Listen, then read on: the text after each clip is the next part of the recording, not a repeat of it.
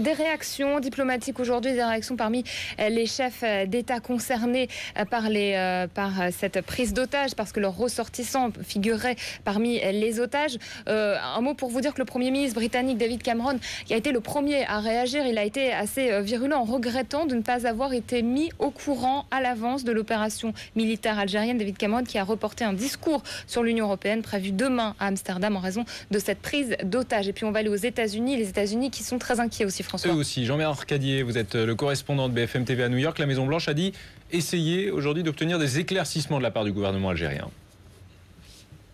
Et c'est très difficile. Les Américains, à l'heure qu'il est, essayent, comme tout le monde, d'avoir des informations.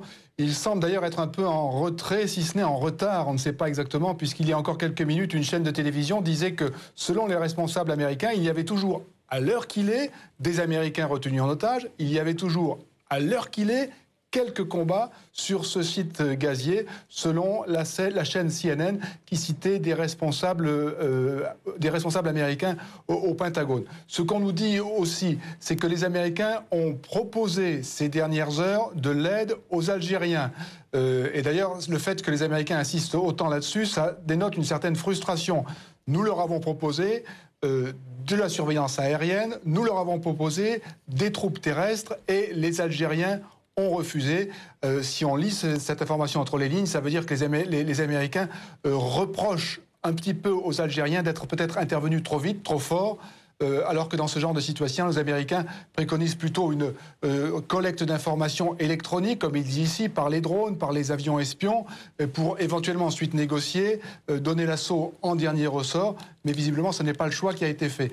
La grande question ici, c'est où sont les otages américains? J'ai vu ce titre il y a quelques minutes sur une chaîne américaine. Où sont nos otages? Point d'interrogation. Dans cette incertitude, c'est ce qui intéresse les Américains. Selon la chaîne ABC, 5 otages américains ont réussi à s'échapper. Selon la chaîne Fox News, 3 otages ont réussi à s'échapper. Quel est le sort des autres? Au total, il y en avait 7 ou 8.